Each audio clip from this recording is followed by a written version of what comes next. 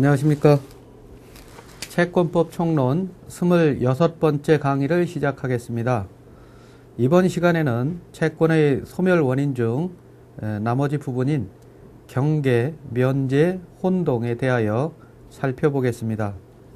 먼저 경계는 채무의 요소를 변경하여 신채무를 성립시키는 동시에 구채무를 소멸시키는 신채무를 성립시키는 동시에 과거의 채무를 소멸시키는 유상계약이라고 정의하고 있습니다. 즉 경계라는 용어가 좀 처음 들을 때 상당히 생소하고 또 한자로 썼을 때 경계라고 읽는 것보다는 갱계라고 읽는 다시갱으로 읽는 경우도 많습니다. 근데 특별히 또 그렇게 주장하는 분도 계세요. 그렇지만은 현재는 경계라는 용어로 쓰고 있습니다. 이러한 경계는 구채권, 과거의 채권이 소멸하기 때문에 그 채권의 소멸 사유로 들어있는데 사실상은 새로운 신채권이 또 성립하기 때문에 채권의 발생 원인도 되는 것입니다. 이러한 구채권의 소멸과 신채권의 성립은 서로 인과관계를 가지는, 즉 원인이 있는 유인계약에 해당이 된다라고 보고 있습니다. 또 이러한 경계로 인하여 단순히 급부해야 할 새로운 채무가 성립하기 때문에 대물변제와는 차이가 있습니다.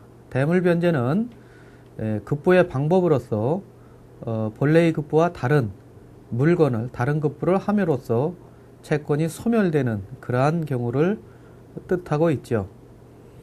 경계에 대해서는 우리 민법 500조에서 당사자가 채무의 중요한 부분을 변경하는 계약을 한 때에는 구채무는 경계로 인하여 소멸한다라고 규정하고 있는 것입니다. 이 법 조문에서 채무의 중요한 부분을 변경한다 하는 부분이 문제가 되겠죠. 중요한 부분은 어떤 부분이 되겠습니까? 채권자나 채무자, 즉 당사자에 관한 것이 중요하겠고 또 계약 내용 중에서 목적이라든가 이런 부분이 중요하게 되겠죠. 따라서 중요한 부분이 무엇이냐 하는 문제가 등장을 하게 될 것입니다. 경계의 요건으로서는 먼저 소멸할 채권이 존재해야 될 것입니다. 따라서 구채권이지요. 구채권은 기존의 채권이 만일 취소나 해제 이런 것으로 인해서 소멸하게 되면 무효가 된다면은 그것은 경계 요건에 해당이 되지 않을 것입니다. 즉 소멸할 채권이 먼저 존재해야 되고 이제 경계가 됐을 때는 이러한 것이 변경이 돼서 새로운 신채무가 성립이 돼야 된다는 것이죠. 경계로 인한 신채무가 원인이 불법한다든가 또는 당사자가 알지 못하는 사유로 성립하지 않게 되는 때 또는 새로운 채무가 성립되지 않고 취소 원인이 있어서 취소된 때에는 소멸했다고 할 수 있는 구채무, 과거의 채무는 소멸하지 않도록 하고 있습니다.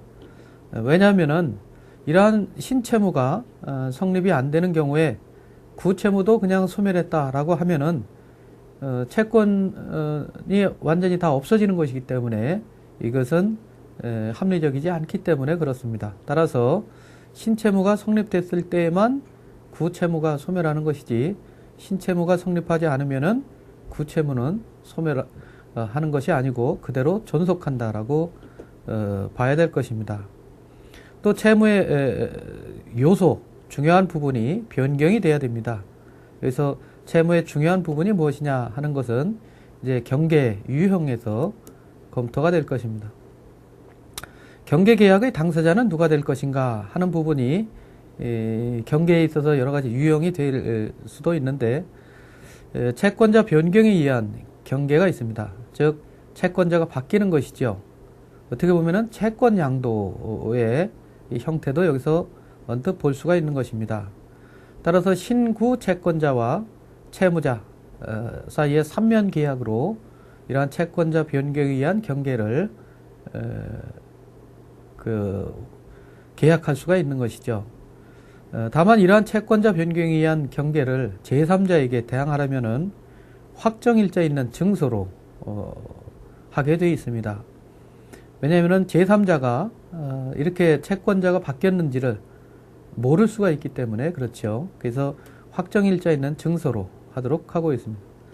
채무자 변경에 의한 경계는 어떻습니까? 그것은 채권자와 새로운 채무자와의 계약에 의하는데, 다만 새로운 채무자와 채권자 사이에 종래의 채무자는 여기서 원래 당사자에서 빠져 있지요. 새로운 채무자와 사이의 채권자가 이제 종전의 채무자와는 별도로 그 사람 거는 없애기로 하고 신채무자와의 관계에서 채권관계가 성립하는 것으로 이렇게 계약을 한다는 것입니다. 다만 이러한 경우에는 구채무자의 의사에 반해서는 못하도록 단서를 두고 있어요. 왜 이러한 과거의 채무자 의사에 반해서는 하지 못하도록 이렇게 되어 있을까요? 이것은 바로 우리가 지금 채권자 변경에 의한 경계와 채무자 변경에 의한 경계는 채권 양도와 채무 인수의 경우에 거의 유사한 내용을 본 바가 있습니다.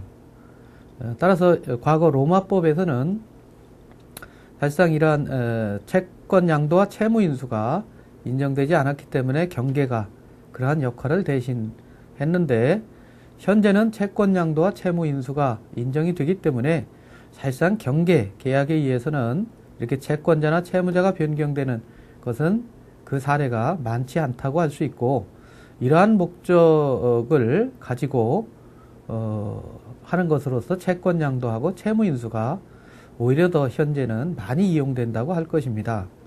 따라서 경계의 경우에는 목적 변경에 의한 경계, 이러한 부분이 좀 더 사례로 있게 될 것입니다. 따라서 채권 양도와 채무 인수의 경우에 이와 같은 내용들을 여기서 확정일자 있는 것 또는 구채무자의 의사에 반하지 못하는 것, 이러한 것들과 같은 유형의 제약을 우리가 검토한 바가 있는 것이죠.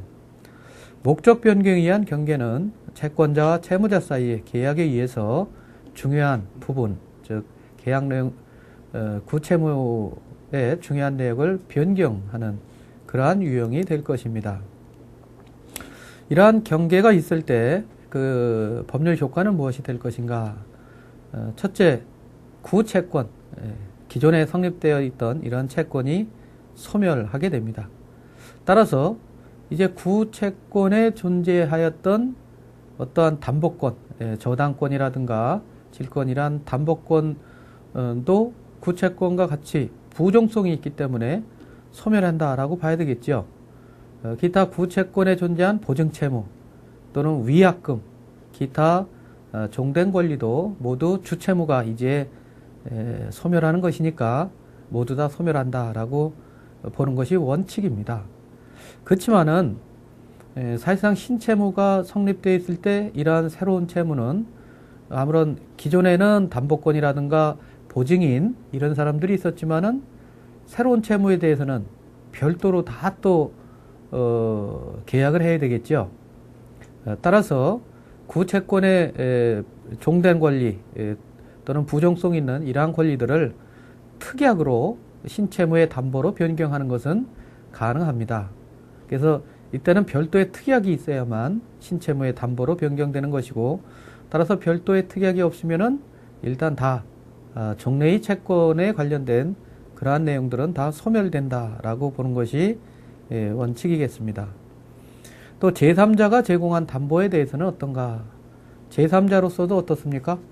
이제 구채권이 소멸되고 새로운 채권이 성립이 되니까 원칙적으로는 소멸해야 된다라고 하겠죠. 즉 제3자, 즉 물상보증인 뭐 이러한 사람들이 제공한 담보로 제공한 것은 기존의 채권에 대한 담보이기 때문에 기존의 채무자가 그것을 잘 갚겠다라는 생각하에서 이것을 제공한 것입니다. 근데 만일 새로운 채무가 됐을 때는 내용이 바뀌게 되는 것이죠. 그것을 이행하지 않았을 때 제3자가 제공한 담보에 대해서 담보권 실행이 되기 때문에 그러한 재산을 잃어버리게 되는 그러한 불이익이 생기게 되고, 따라서 제3자가 제공한 담보는 그 제공자의 승낙이 필요하다라고 할 수 있는 것입니다. 이제 경계가 되면은 구채권은 이처럼 소멸하게 되는데, 그와 반대로 새로운 채무는 성립하게 되는 것입니다. 따라서 이러한 경계를 과연 채권법에서 채무의 또는 채권의 소멸편 맨 뒤에 이것을 놓는 것이 옳은가 하는 문제는 실은 등장을 하는 것이죠. 왜냐하면은 모든 관계가 다 없어지는 게 아니라 새로운 채무가 또다시 발생을 하는 것이니까 경계는 사실상은 소멸과 동시에 새로운 하나의 채권이 채무가 성립이 되는 그러한 것입니다. 다만 이러한 새로 성립된 채무는 구채무와는 단절이 되는 별개의 것이기 때문에 구채무에 대한 항변권이 단절된다라고 보는 것이죠. 즉 구채권에 존재했던 담보권이나 보증채무, 위약금 이러한 것도 모두 소멸했듯이 구채무와 관련된 모든 항변권도 다 소멸했다고 이렇게 보는 것입니다. 다만 위에서도 특약으로 신채무의 담보로 변경이 가능했듯이 여기서도 이의를 보유하는 경우에는 예외적으로 그러한 항변권들도 인정된다라고 볼 수가 있습니다. 이러한 경계 계약이 있을 때 별도로 해제할 수 있는가 여부가 문제가 됩니다. 즉 경계는 하나의 별도의 신채무를 성립하는 계약이 되지요. 따라서 통상의 계약의 경우에 계약 해제 사유가 있으면은 계약 해제를 하고 형성권의 행사로 그러한 계약은 처음부터 효력이 없는 것으로 이렇게 할 수가 있게 되는 것입니다. 여기서는 신채무의 성립으로 효과가 완결이 됐다라고 아예 보기 때문에 경계계약의 경우에 해제하는 것은 인정하지 않고 있습니다. 따라서 신채무의 불이행은 경계계약의 불이행이 아니기 때문에 신채무 성립된 새로운 채무에 대한 불이행으로서 별도로 이 신채무에 대해서 강제이행이라든가 이런 것을 해야 되는 것이지 경계계약 그 자체를 해제할 수 있다라는 것은 아닙니다. 그래서 경계계약의 해제는 인정하지 않고 있습니다. 이러한 논리는 우리 대법원 판례에서도 확인할 수가 있습니다. 경계계약은 신채권을 성립시키고 구채권을 소멸시키는 처분행위다라는 것이죠. 따라서 경계계약은 신채권을 성립시키고 과거에 구채권을 소멸시키는 처분행위에 해당하기 때문에 신채권이 성립되면 그 효과가 일단 완결이 됐다라고 보는 것입니다. 따라서 경계계약 자체의 이행의 문제는 발생할 여지가 없으므로 경계에 의해서 성립된 신채무의 불이행을 이유로 경계계약을 해제할 수 없다라고 판시하고 있는 것입니다. 다만 계약 자유의 원칙상 경계계약의 성립 후에 그 계약을 합의로 해제하고 별도로 옛날에 있던 구채무를 부활시키는 것은 당사자 사이에 가능하다 이렇게 예외를 인정하고 있죠. 이것은 바로 기존에 이미 경계계약으로 해서 다 완결이 돼서 소멸을 했지만은 그 후에 다시 계약을 해서 옛날 채권을 부활시키는 것은 이건 또 다른 계약으로 이제 보는 것입니다. 그래서 구채권을 부활시키는 별도의 계약의 효력으로서 인정하는 것이지 기존의 경계계약을 해제하는 수는 없다라고 판시하고 있는 것입니다. 이처럼 경계의 경우에는 특별한 논리가 필요한데 가장 실은 문제되는 것이 최근에 이 경계는 대환대출의 경우입니다. 이른바 대환의 경우에 과거 기존의 대출금을 사실상 변제해야 되는데 변제기까지 기존의 대출금을 다시 변제할 만한 형편이 안 되는 경우가 있죠. 그럴 때는 다시 대출을 받아서 기존의 대출금을 변제하는 것이 일반적인 형태로 나타나고 있습니다. 이처럼 대환대출의 경우에 경계에 해당하는가 하는 것입니다. 현실적인 자금의 수수 없이 형식적으로만 신규 대출을 하고 기존 채무를 변제하는 이른바 대환은 특별한 사정이 없는 한 형식적으로는 별도의 대출에 해당하지요. 왜냐하면 기존의 대출금이 소멸하고 새로 대출을 일으켜서 갚은 거로 되는데, 사실상 은행에서는 어떻게 하죠? 이것을 돈을 당사자한테 지급하는 게 아니라 서류상으로만 그렇게 하고 새로 이제 서류를 꾸미게 되는 것입니다. 따라서 실질적으로는 기존 채무의 연장에 불과하다라는 것이죠. 그래서 그 법률적 성질은 기존 채무가 여전히 동일성을 유지한 채 존속하는 준소비대차로 보아야 하고, 이러한 경우에 채권자와 보증인 사이에 그러면 사전에 신규 대출 형식에 의한 대환을 하는 경우 보증 책임을 면하기로 하는 그러한 약정이라든가 이런 것이 특별히 없는 한은 기존 채무에 대한 보증 책임이 존속한다라고 보는 것입니다. 원칙적으로 경계에 해당이 된다면은 과거의 채무는 다 소멸이 되고 그와 관련된 종된 권리 내지는 보증 채무 이런 것은 우리가 소멸한다라고 앞에서 본 바가 있죠. 다만 특약으로 약정할 때는 신채무의 보증이 성립된다라고 했는데, 원칙적으로는 이러한 대환의 경우에 기존의 대출금에 대한 보증인은 책임이 없어지는 것이 원칙일 것입니다. 그렇지만은 현재 이 판례에서는 대환의 경우에는 사실상은 형식만 그렇지 실질적으로는 변제기 연장에 불과하니까 기존의 채무의 보증인은 여전히 보증인이 된다, 이렇게 실은 판시하고 있는 것입니다. 다만 이러한 경우에는 즉 기존 대출과 신규 대출은 그 대출 과목과 대출 원금, 이율, 지연 손해금 등이 서로 다르고, 또 기존 대출의 이자 채무 일부가 신규 대출의 원금으로 변경되면서 아예 원금도 달라지는 경우가 또 있게 되는데, 이와 같이 대출 과목을 변경하게 된 것이 기존 대출금의 대출 기한을 연장하기 위해서는 기존 대출 중에 어음거래 약정 또는 연장 이런 것들이 또 있어야 되는데, 그러한 어음거래 약정의 경우 1개월 이상을 연장할 수 없기 때문에 비록 기존 대출금 채무의 변제 기한을 연장할 목적으로 신규 대출을 하였을지라도 이러한 특별한 경우의 대환은 기존 채무를 확정적으로 소멸케 하고 신채무를 성립시키는 계약으로서 양채무 사이에 동일성이 없는 경계에 해당한다고 보는 경우도 있는 거예요. 따라서 대환대출의 경우에는 이 판결의 앞에 요지에 있는 바와 같이 통상은 기존 채무를 형식상으로 이렇게 새로 대출을 하는 것이지만은 기존 채무의 연장이다, 이렇게 일흥 앞에서 본 겁니다. 그렇지만은 대환대출의 경우에 나중에 대출이 이처럼 원금도 다르고 이자도 다르고 지연손해금도 다르고 이처럼 모든 것들이 지금 다르다면은, 또 어음거래 약정의 그 대출과 관련해서 어음거래가 있다면은 그것도 또한 다른 그러한 부분이 있다고 한다면은, 이러한 때는 그 동일성이 없는 경계에 해당한다고 이렇게 보니까 이때는 어떨까요? 보증 책임이 이 나중에 대출받은 대출한 신채무에 대해서 과거의 기존 채무의 보증인이 계속 보증을 쓴다고 보게 될까요? 이 채무의 경우에는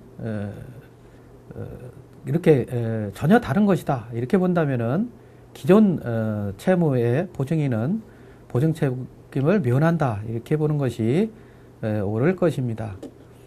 민법 제505조 신채무의 담보 이전에서 경계의 당사자는 구채무의 담보를 그 목적의 한도에서 신채무의 담보로 할 수 있다 라고 하고 있죠. 이게 특약으로 이렇게 해야 되고, 제3자가 제공한 담보는 그 승낙을 얻어야 한다라고 규정한 바는 앞에서 살펴본 바가 있습니다. 이러한 규정은 경계에 의해서 구채무가 소멸하기 때문에 이에 따르는 인적, 물적 담보 또는 부종성의 원리에 따라서 당연히 함께 소멸하는 것으로 이렇게 보는 것이죠. 따라서 이제 대환대출의 경우에는 우리가 과연 구채무의 형식적인 그 연장인가, 아니면은 실질적으로 구채무와 신채무가 전혀 다른 것인가 하는 것을 중요하게 봐야 될 것입니다. 따라서 이러한 대환의 경우에는 일률적으로 이야기하기보다는 구체적인 상황에 따라서 경계에 해당하는 경우도 있고 하지 않는 경우도 있고, 특히 보증인의 책임과 관련해서 신채무의 경우에도 보증인 책임이 인정될 것인가 하는 부분을 검토해야 된다라고 보는 것입니다. 따라서 이러한 판례를 염두에 둔다면은 이제 대환의 경우에는 실제 업무를 처리함에 있어서 보증인 부분 또는 기존의 채무에 있어서 담보로 제공한 이런 것들을 연장하려면은 반드시 사전에 좀 통지를 하고 의문의 여지가 없이 하려면은 또 승낙을 받고 이러한 절차를 선행하는 것이 좋겠다라고 생각이 되는 것입니다. 채권의 소멸의 또 하나의 요소, 그 원인이 면제가 있습니다. 이런 면제는 말 그대로 채무가 있는데 채무자한테 이제 빚 안 갚아도 된다 이렇게 하는 것이죠. 즉 채무자에 대한 채권자의 일방적 의사표시로서 채권을 무상으로 소멸시키는 것을 이야기를 합니다.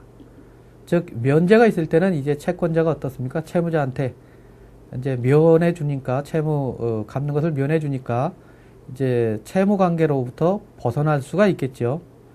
따라서 이러한 면제는 채권의 처분 행위입니다. 채권자가 이제 더 이상 채권을 행사하지 않겠다. 즉 채권자 입장에서 본다면은 채권의 포기가 되겠죠. 또 채무자 입장으로 본다면은 이제 면제, 거의 같은 의미라고 생각이 됩니다. 따라서 채권자로서는 채권을 처분해서 이제 이거 돈 안 받아도 된다 이런 것이죠. 채권자의 단독 행위로서 하는 채권의 포기라고 할 수 있습니다. 계약자의 원칙상 당사자 사이의 면제 계약에 의해서도 채권 소멸은 가능하지만은 사실상 우리 여기 채권의 소멸 원인으로서의 면제는 채권자가 자기의 채권을 포기하고 채무자의 책임을 소멸시켜주는 그러한 행위를 이야기를 합니다. 민법 506조에서는 채권자가 채무자에게 채무를 면제하는 의사를 표시한 때에는 채권은 소멸한다. 그러나 면제로서 정당한 이익을 가진 제3자에게는 대항하지 못한다라고 규정하고 있습니다. 여기서 채무를 면제하는 의사, 채무를 면제하는 의사를 어떻게 볼 것인가 하는 것이고 이 표시를 어떻게 할 것인가 하는 부분이 검토 대상이 될 것입니다. 그리고 면제로서 정당한 이익을 가진 제3자가 있느냐 없느냐 하는 부분도 상당히 중요한 부분이 될 것입니다. 이런 면제의 경우에 이제 빚을 안 갚아도 된다라는 것이죠. 실제 사례에서는 어떤 것들이 주로 문제가 될까요?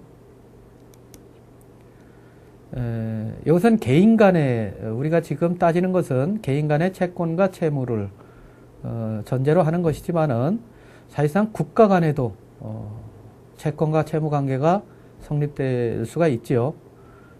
지난 시간에 대물 변제를 검토하면서 우리 한국에서 구소련의 차관을 돈을 빌려준 때가 있고 그것을 이제 소련이 붕괴하고 러시아가 대물 변제로 중고 헬기를 이렇게 갚았는데 그것이 기능이 떨어져서 지금 쓰지 못한다 이런 기사를 소개한 적이 있습니다.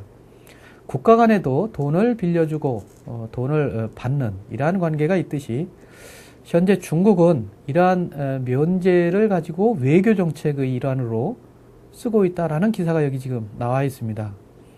중국의 외교의 신무기가 바로 빚을 탕감하는 것이다. 결국 빚을 탕감하는 것은 빚을 면제하는 것이고 채권자로서의 중국이 빚을 지고 있는 채무국에 대해서 돈을 안 갚아도 된다 이렇게 한다는 뜻이죠. 즉 꿔준 돈을 안 받기로 하고 대신 그러면 이렇게 빚을 면해주면 손해 아니냐라고 할 수 있는데 대신 뭔가 대가가 있겠죠. 바로 그 부분이 49개국을 친구로 삼았다라는 기사가 나와 있는 것이죠. 현금을 탕감해준, 면제해준 것만 해도 40억 위안이고 한 해 2만여 명의 인력도 파견해서 공짜로 일도 해준다. 이런 것입니다. 사실상 중국은 이러한 외교 정책 덕분에 세계 193개국 국가 가운데 165개국의 국가와 외교 관계를 수립하는 데 성공했다라는 것이고, 반면에 한때 100여 개가 넘는 수교국을 자랑했던 대만은 현재 수교국이 26개로 이렇게 가라앉았다라는 것이죠. 어떻게 보면은 돈을 빌려주고 돈을 안 받겠다 이렇게 하는 것은 무상 원조하고 거의 같은 것이죠. 따라서 이러한 정책을 통해서 어떻게 보면은 기본적으로는 우리 민법상의 채무 면제와 같은 것인데, 이것을 국가 간의 외교에도 적용을 해서 사람을 또는 외교 수단으로 이렇게 쓰는 경우를 보는 것이죠. 중국 정부의 대외 지원은 크게 무상 원조, 무이자 차관, 우대 차관 이렇게 3단계로 나눈다라는 것인데, 때때로 우리가 이처럼 이제 국가 간에도 빚을 탕감하는 문제가 있지만은 개인 간에는 어떻겠습니까? 때때로 돈을 받을 권리가 있는데 이러한 돈을 피해 변제를 안 받겠다라든가 이랬을 때 물론 사람의 인간관계도 좋아질 수는 있겠죠. 근데 이러한 면제를 그냥 함부로 쓰면 어떻겠습니까? 그것은 손해겠지요. 따라서 그에 상응하는 뭔가는 이득이 있다는 것을 전제로 해서 대부분 면제가 이루어지지 않는가 이렇게 생각이 됩니다. 다만 다음과 같은 또 기사는 파산에 관련된 기사가 아주 많이 들어와 있습니다. 특히 경제가 나빠지면서 IMF 시대에도 그랬고, 최근에 개인 파산이 작년에 15만 건을 넘었다라는 기사가 9월 8일자에 들어와 있어요. 그게 전년보다 25%가 늘었다라는 것입니다. 자, 여기서 개인 파산이라는 제도가 있는데, 개인이 파산이 되면은 그 법률 효과가 어떻게 됩니까? 통상 파산은 언제 신청을 하게 되지요? 이것은 자기 재산보다 빚이 많은 경우에 통상 신청하게 되는데, 혹시 개인 파산도 있지만 개인 회생이라는 제도도 자주 눈에 띄고 있습니다. 그러면 이러한 파산이나 개인 회생 이런 것들은 어떤 역할을 하는 것일까요? 빚이 많을 때 통상 파산 신청을 한다라고 이야기를 하지요. 파산 신청을 하는 이유는 빚을 탕감 내지는 면제 받기 위해서 하는 것이기 때문에 어떻게 보면 공적으로 채무를 면제시키는 그러한 제도라고 할 수가 있는 것입니다.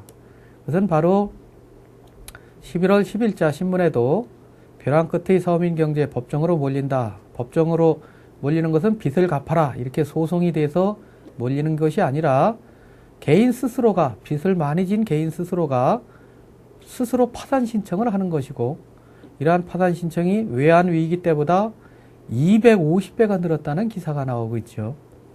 즉 개인적으로도 경제가 나빠지면은 IMF 때는 사실상 이런 파산 제도가 잘 홍보도 되질 않았고 그래서 빚을 떠안고 이랬는데, 지금은 이제 개인 회생 내지는 파산 제도가 많이 홍보가 되어 있습니다. 따라서 감당할 수 없는 빚을 졌을 때 자포자기 하기보다는 이처럼 파산 신청을 하는 예가 사회적으로 많게 되는 것입니다. 이 기사에 의하면 개인 회생 내지는 파산도 설명을 하고 있어요. 또 법인에서도 회생과 파산이 있는데, 글씨가 좀 작습니다만은 같이 보면은 빚이 감당하기 어려울 정도로 많은 사람 가운데 소득이 있으면은, 소득이 있는 사람 중에서 빚이 많은 경우에는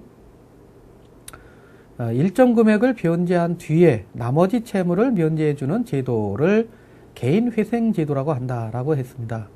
따라서 일정한 금액을 제대로 이렇게 변제만 한다면은 나머지 것을 면제시켜주는 것이죠. 지금 채무 면제와 같처럼 이제 소멸시키는 것이죠. 그러면 파산 제도는 무엇일까요? 바로 개인 파산 제도는 수입원이 없는 경우에 아예 채무를 면제해 주는 것이다 라고 되어 있습니다. 즉 개인 회생은 소득원이 있는 사람이 일부만 갖고 나머지를 상감, 면제 받는 것이고, 파산은 수입원이 아예 없는 사람에게 대해서 채무를 다 면제시켜 주는 것입니다. 따라서 최근에 신문의 하단 같은 걸 보면은 면책에 관련된 이러한 판결이 공시되는 경우도 볼 수가 있습니다. 그러면 이렇게 채무를 면제해 주면 어떨까요? 뭔가 불이익도 줘야 되겠죠. 따라서 공무원이 될 수 없고 신용카드 개설 등의 제약이 따른다 하는 정도의 불이익은 받게 되는데, 사실상 이렇게 면책 결정을 받으면은 또 다른 피해자는 있을 수가 있죠. 누구입니까? 바로 채권자입니다. 채권자는 우리가 지금 여기서 채무의 소멸 원인으로, 채권의 소멸 원인으로 보는 면제는 채권자의 권리로서 면제를 시켜주는 것입니다. 채권자가 내가 그거 안 받아도 지장이 없다 할 때 채권자가 면제를 시켜주는 것이죠. 근데 지금 여기 파산의 경우에는 강제로 파산 선고가 되면 빚을 면제시켜주는 것이니까 실질적으로는 채권자가 돈을 받고 싶어도 이거는 받질 못하는 것입니다. 어떻게 보면 또 다른 피해자가 있을 수가 있기 때문에 이러한 파산 신청에 대해서 이것을 다 인정해 줘서는 안 되는 것입니다.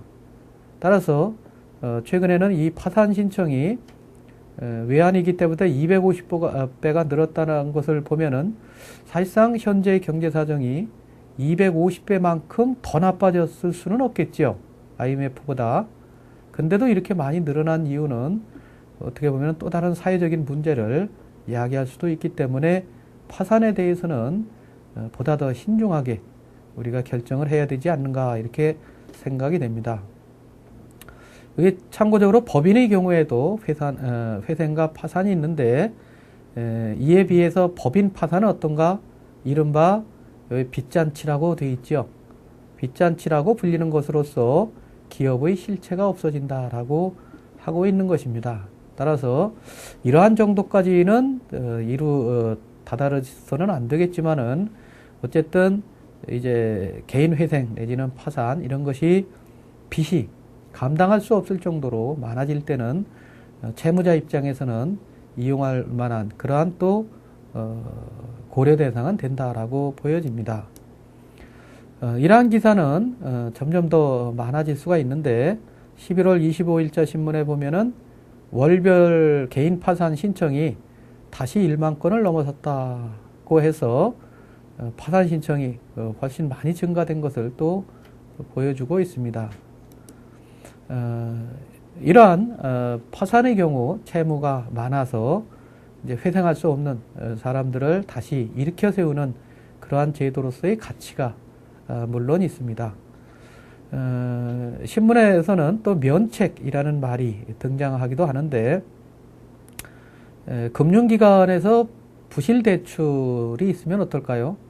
이제 그것은 금융기관도 재산을 돈이 많은 것 같아도 부실해지면은 금융기관도 쓰러지는 경우가 있지요.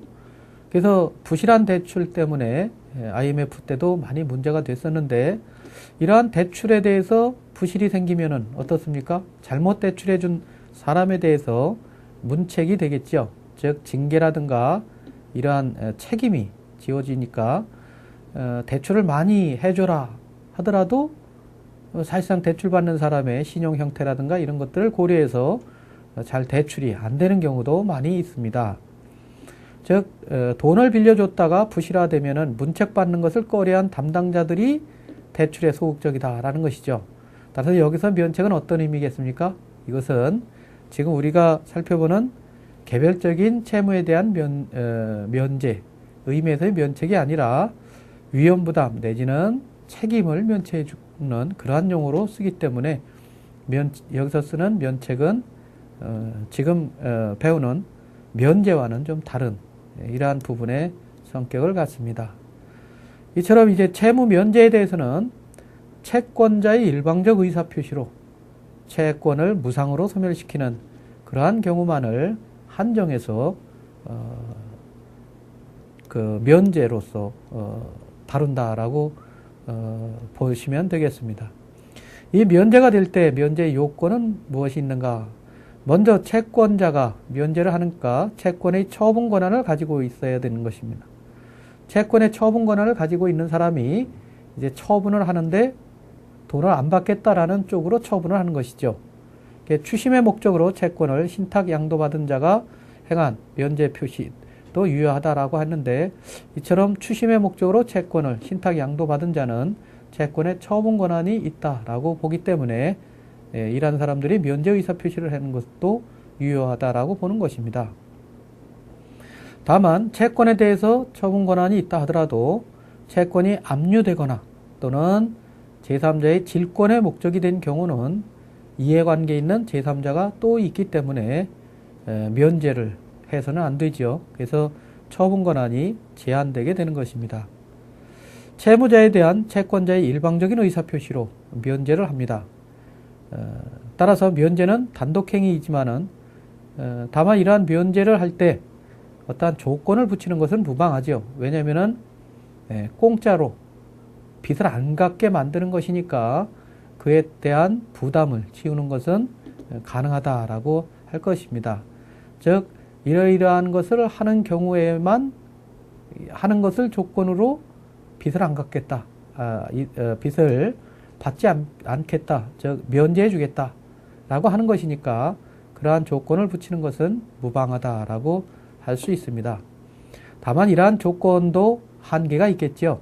즉 채무를 이행하는 것보다 더 큰 부담을 주는 조건이라든가 이런 것은 가능하지 않다라고 해석이 됩니다.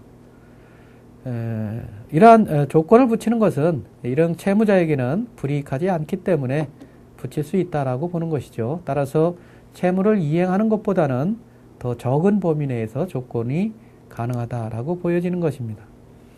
면제를 했을 때 그 효과는 채권이 소멸된다라는 것이죠. 또 일부 면제도 유효하기 때문에 1,000만 원을 받을 게 있는데 500만 원은 면제하고 500만 원만 갚아라, 이렇게 할 수 있다는 것입니다. 또 채권에 대해서 정당한 이익을 가지는 제3자에게는 다만 대항할 수 없겠죠.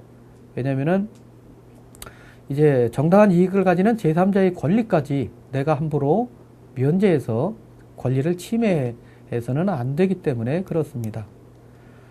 이러한 채무 면제의 의사 표시가 명시적으로 이렇게 당사자 사이에 있으면 되는데, 다음 같은 사례에 있어서는 이러한 형사사건이 돼서 경찰이나 검찰에서 조사를 받는 과정에서 이 피의자 신문조서를 받는 경우에 그때 채무면제의 의사가 표시되어 있는 때가 있습니다. 따라서 이러한 채무면제의 의사 표시가 지금 우리가 여기서 말하는 면제의 효과가 있을 것인가 하는 것이 문제가 된 사안입니다.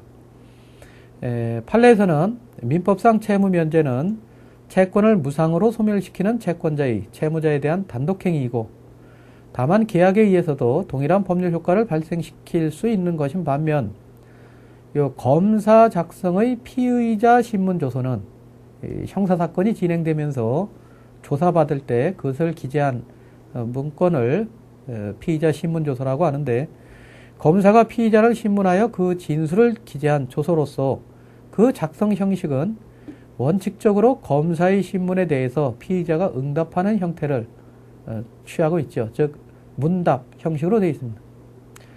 따라서 비록 신문 과정에서 다른 피의자나 참고인과 대질 신문을 하는 경우라도 그러한 대질 신문은 이 대질하는 두 사람 사이에 문답하는 게 아니고 검사를 상대로, 어디까지나 검사를 상대로 피의자 진술은 이루어지는 것이기 때문에 그 진술 기재 가운데 채무 면제의 의사가 표시되어 있다고 하더라도 그 부분이 곧바로 채무 면제의 처분 문서에는 해당한다고 보기 어렵다라고 판시하고 있는 것입니다. 따라서 이처럼 채무 면제는 우리 사법상, 민법상 자유로운 의사가 전제되는 개인의 처분 행위입니다. 그렇기 때문에 형사사건의 수사 과정에서 신문조서에 그러한 면제 의사표시가 있다 하더라도 그것은 자유로운 상태 하에서의 의사표시라고 보기는 어렵고, 따라서 법원에서도 채무면제의 처분문서에 해당한다고 보기 어렵다라고 해서 면제 효과를 부인하고 있는 것입니다. 채권 소멸의 마지막 원인으로서 혼동이 있습니다. 이 혼동은 말 그대로 섞이는 것이죠. 즉 채권과 채무가 동일인에게 귀속하는 사실을 혼동이라고 합니다. 따라서 제일 많은 것은 채권자가 채무자를 상속하는 경우, 채권자와 채무자가 같은 지위에 있게 되지요. 상속하니까. 또 채권자인 회사가 채무자인 회사를 합병하는 때, 회사를 합치는 경우에 채권자와 채무자가 혼동이 있게 됩니다. 또 채무자가 채권을 양수받는 경우에도 마찬가지입니다. 이러한 혼동에 대해서는 민법 507조에서 채권과 채무자가 동일 주체에 귀속한 때는 채권은 소멸한다라고 규정하고 있고, 다만 그러한 채권이 제3자의 권리의 목적인 때는 그러하지 아니하다라고 하고 있습니다. 왜냐하면 제3자 권리의 목적인 때는 그걸 소멸시켜서는 안 되죠. 이해관계에 있는 제3자가 있으니까 제3자의 권리는 별도로 보호가 돼야 되기 때문에 그렇습니다. 이것을 혼동이라고 봐야 되는 건지는 좀 의문이지만은 인천에 공항철도가 있는데 사실상 정부에서 이제 매입을 추진한다라고 하고 있습니다. 그동안은 이제 민자를 유치해서 사업을 경영을 하는데 이 수요가 적을 것이다 또는 많을 것이다 이런 거에 따라서 민자 사업을 유치한 경영하는 사람의 이해관계가 크겠죠. 이용하는 승객이 적으면 어떻습니까? 수입이 없으니까 손해를 보겠죠. 따라서 당초에 이 민자 사업을 하면서 그 수요를 예측하고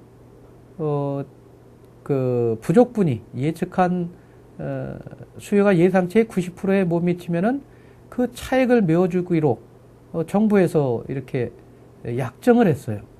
그래서 이러한 약정에 의해서 실제 이제 공사를 하고 운영을 했는데 사실상 정부가 수요 예측을 부실하게 했기 때문에 실제 이용객이 지난해 하루 평균 21만 명이 이용할 것이다.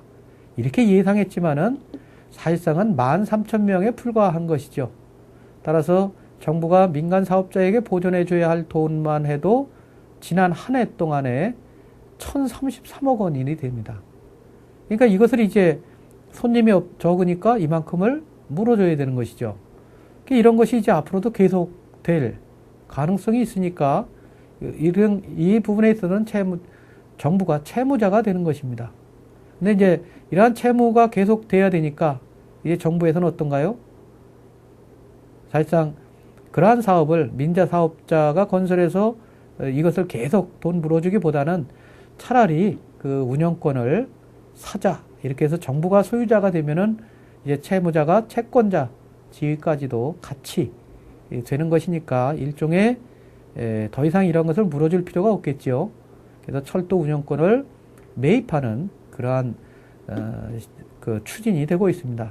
따라서 이러한 기사의 내면에는 채권자 채무자 관계가 한 사람에게 정부에게 이제 귀속이 되는 따라서 이제 지급할 채무가 없어지는 이러한 혼동이 있게 된다라고 추정할 수가 있습니다. 이러한 혼동이 됐을 때 원칙적으로 채권이 소멸하게 되겠죠. 다만 예외적으로 우리 법문항상에도 나와 있듯이 그 채권이 제3자의 권리의 목적인 때에는 소멸하지 않게 됩니다. 또 지시채권이나 무기명 채권, 사채 등 증권화된 채권, 증권의 채권이 현상이 된 이러한 채권들은 혼동으로 소멸하지 않게 됩니다. 왜냐하면 이러한 증권을 또다시 제3자에게 유통시킬 수가 있기 때문에 그렇습니다. 혼동에 의해서 채권 소멸의 예외가 되는 우리 판례가 하나 있는데 민법 507조에서 혼동을 채권의 소멸 사유로 인정하는 것은 채권과 채무가 동일한 주체에 귀속한 때에 그러한 채권과 채무의 존속을 인정해서는 안 될 뭐 어떤 적극적인 이유가 있는 것이 아니고 그러한 경우 그것을 인정해도 별다른 의미가 없기 때문에 소멸을 인정하는 것입니다. 따라서 채권과 채무가 동일한 주체에 귀속하게 되더라도 그 채권의 존속을 인정해야 할 특별한 이유가 있는 때에는 당연히 혼동에 의해서 소멸하지 않고 그대로 존속하게 되는 것이죠. 그래서 위에서도 예외사항을 두 가지가 본 것입니다. 즉 제3자에 대한 권리 행사의 전제가 되는 그러한 때에는 채권의 존속을 인정해야 할 정당한 이익이 있을 때다라고 보는 것입니다. 그래서 그러한 경우에는 그 채권은 혼동에 의해서 소멸하는 것은 아니라고 판례도 보고 있는 것입니다. 이상 채권의 소멸 사유에 대해서 오늘 경계와 면제 그리고 혼동에 대하여 살펴보았습니다. 오늘 강의는 여기서 마칩니다.